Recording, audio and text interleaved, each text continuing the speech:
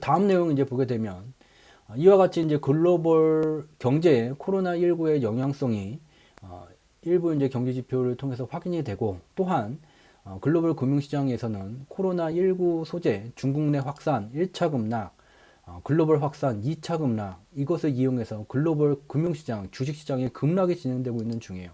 한국은행은 2020년 2월에 코로나19가 언제까지 지속될 것인지 명확히 알 수 없고, 대한민국 경제에 코로나19가 어떠한 영향을 미치고 있는지 지표로 확인된 바 없다고 2월에 분명히 그 이유를 근거로 기준금리를 동결했어요. 그렇지만 며칠 뒤에 3월 3일에 미국의 중앙은행은 아니다, 이와 같이 글로벌 주식시장이라는 것은 투기만 하는 곳이 아닌 경제의 부가가치를 만드는 주체인 민간 기업들이 자금을 조달하는 곳이고, 이곳이 흔들리게 되면 실물 경제의 부가가치를 만드는 민간 기업들의 경영 활동에 어려움이 생길 수 있다. 그렇기 때문에 3월 3일 날 정례 회의가 아닌 시점에 기준금리를 0.5%를 인하하게 돼요.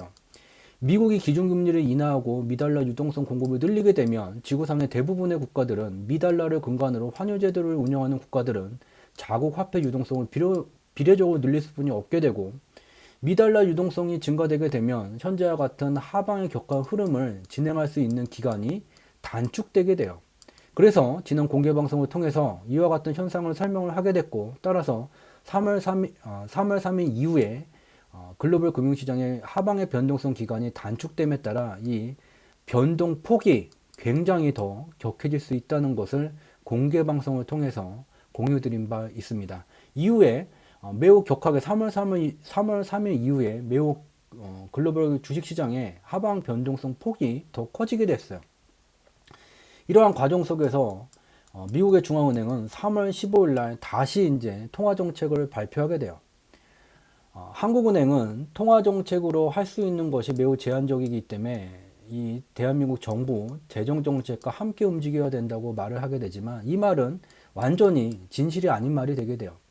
어느 경제학 서적을 보게 되건 어느 경제학자가 쓴 책을 보게 되더라도 알 수 있는 것은, 이 재정정책이라는 것은 세금에 관련된 것이에요. 세금은 그 걷어들일 수 있는 규모가 정해져 한정되어져 있고, 한정된 세금을 조기 집행하느냐, 어느 시기에 집중해서 집행하느냐만 대한민국 정부가 관여할 수 있는 것이고, 이 세금의 규모를 넘어서 대한민국 원화의 통화량을 늘리거나 줄이는 이 통화정책을 가진 곳이 한국은행이에요. 그렇기 때문에 대한민국 정부의 재정정책보다 통화정책에 운영할 수 있는 폭이 적다고 말한 한국은행의 말은 아예 진실이 아닌 말이 되게 됩니다. 이와 같은 막강한 통화정책, 미국은 3월 15일 날 발표를 하게 돼요. 야, 기준금리 변동폭이 더 커지게 됐잖아. 그래, 좋아. 그러면 언제까지 하방 변동성 가져가는지 보자. 이제 기준금리 0으로 맞출게. 여기서 끝난 게 아니에요. 더 강력한 얘기가 나오게 돼요. 현재까지 매입하던 국채는 1년 단기물 위주로 매입해 왔는데, 이제는 만기 고려하지 않고 장기물도 국채 매입을 시작한다. 매입한 국채의 가격만큼 시중에 유동성을 공급할 거야.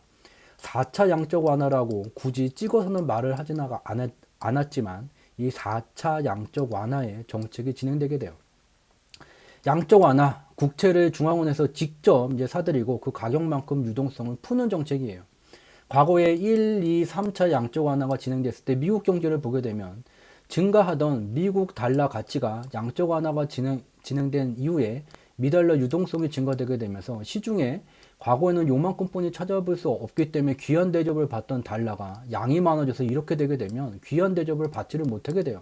그렇기 때문에 미달러 가치는 급락하는 현상이 양적 완화를 진행할 때 여지없이 나타나게 되고, 현재 미 달러 가치가 다시 풋옵션 풀베팅이 들어가면서 연동돼서 상승되고 있지만, 이 1, 2, 3차 양적 완화를 보게 되면 이것이 어떠한 의미를 갖는 것인지를 알 수 있게 돼요.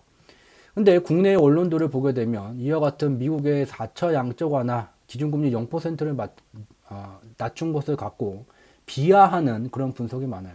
뭐냐면, 더 이상 미 연준을 페드를 쥐어짜봤자 나올 게 없다 와 같은 황당한 분석을 하게 됩니다.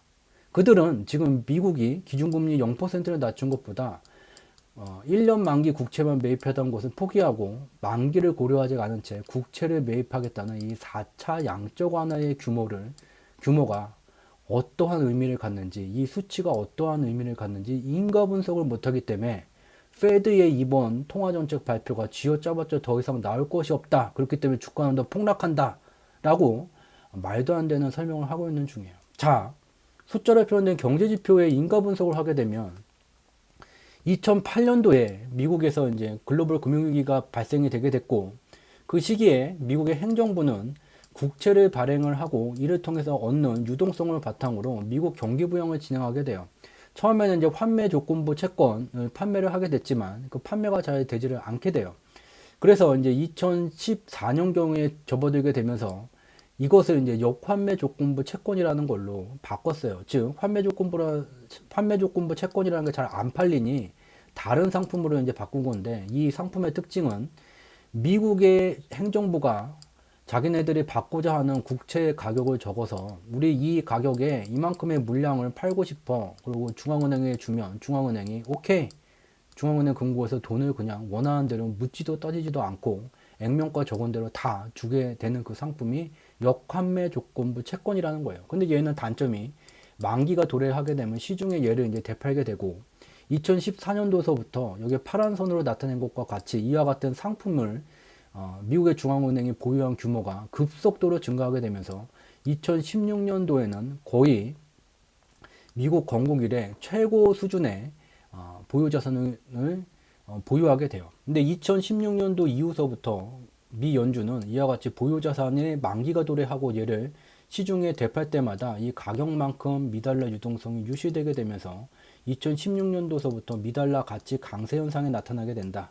즉, 미국 경제가 활성화되기 위해선 일정 수준이 넘어서는 미달러 유동성이 필요하게 되는데 2008년도의 경기 부양을 위해서 발행했었던 그러한 채권 상품들의 만기가 도래함에 따라 일정 규모, 대규모로 얘를 시중에 되팔게 되면서 유동성이 유지되게 된다. 그래서 미국 경기가 다시 제대로 부양되기 위해서 이와 같은 대량의 보유자산 매각을 조기 종료해야 되겠다. 그래서 2019년 8월에 조기 종료를 하게 된 거예요. 그 이후에 미달러 유동성은 이제 증가 중이었어요. 근데 3월 15일 날 발표한 양적 완화에서 미연준이 말한 국채에 보유하겠다는 그 규모가 최소 5천억 달러가 돼요. 현재 미국의 중앙은행이 보유하고 있는 보유자산의 규모는 2천억 달러 정도가 돼요. 여기다가 이제 5천억 달러를 더하게 되면 2016년 수준을 넘어가게 됩니다. 이것을 글로벌 주요 투자기관, 국내 투자기관, 분석기관들은 망각하고 있는 것이에요. 미연준은 쥐어짜봐야 더 나올 게 없다고 하지만 지금 나온 게 미국 건국 이래 최고의 보유자산을 보유했었던 2016년도 규모를 넘어설 수 있을 정도의 국채를 매입해서 유동성을 공급을 하겠다는 게 미 연준이 쥐어짤 게 없다고 말한 그들이 분석하지 못한 숫자로 표현된 경제지표의 인가 분석을 통해서 확인할 수 있는 것이에요. 2016년을 넘어가는 미국의 건국 이래 최고 수준치를 넘어갈 정도로 미국의 국채를 사들여서 그만큼의 유동성을 시장에다 쏟아붓겠다는 그러한 통화정책을 발표한 게 됩니다.